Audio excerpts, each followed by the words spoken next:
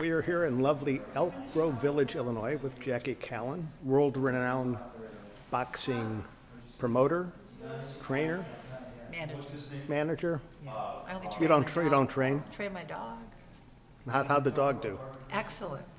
Yeah, he could knock out any other Maltese in the neighborhood. Okay, very impressive. Got a good jab.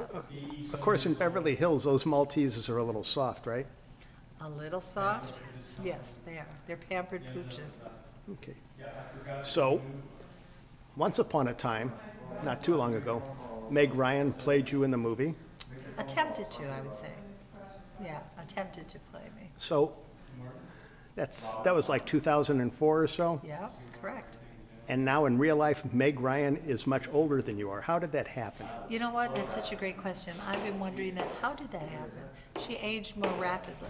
You know, I have just kind of tried to stand still, wait for her to catch up. But she's a nice girl. Okay. I like Meg. I like working with her. I just don't think she did a great job on the movie, but that's neither here nor there.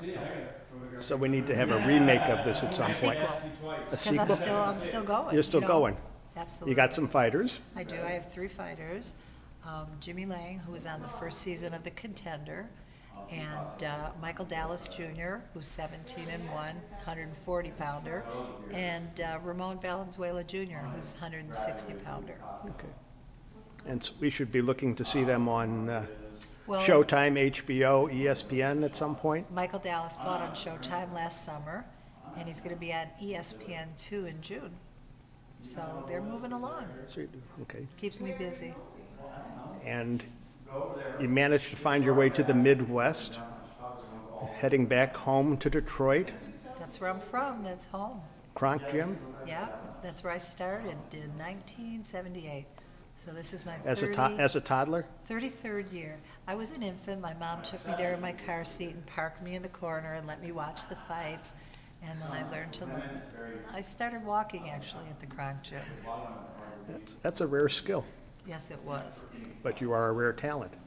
And you're being recognized as a rare talent by the ADL, which is the Anti-Defamation League, Correct. not the Anti-Detroit League.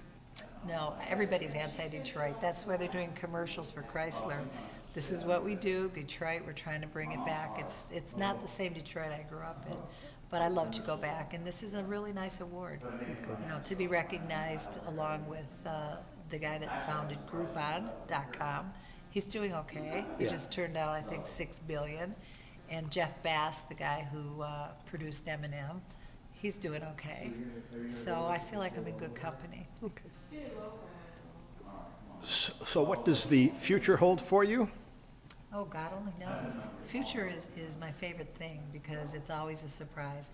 I do motivational speaking, so I travel around the country speaking to mostly women's groups, college kids, about self-empowerment, about believing in yourself, about making it in whatever path you choose and dealing with adversity and things. I really love doing that. That's probably my favorite thing to do is, you know, working with young people. And I do a lot of charity work with battered women and homeless people, specifically in the LA area. And I'm writing my 2nd book, of which I'm getting close to my deadline, so I better get cracking because it's an autobiography. And it's very hard, you know, to really be open and honest about yourself and objective, because you tend to want to paint everything in a really nice, rosy light, and I want to be real, so I But it's rewrite much a more lot. important to show people that life isn't all Yeah, cherry well, blossoms. Absolutely. You want to show your flaws as well as your strengths because that makes you human. And if you paint yourself to be too perfect, everybody knows that's not the case. So you got to keep it real. Okay. And that's what I'm doing. So is it fair to regard you as the grande dame of boxing? Well, my actual title that was given to me by, I think, Ring Magazine back in the 90s was the First Lady of Boxing. And I wear that mantle proudly because I guess I was the first woman to have so many world champions, to run and operate my own boxing gym. No other woman's done that. And just my longevity in the sport. I've been nominated twice for the Manager of the Year.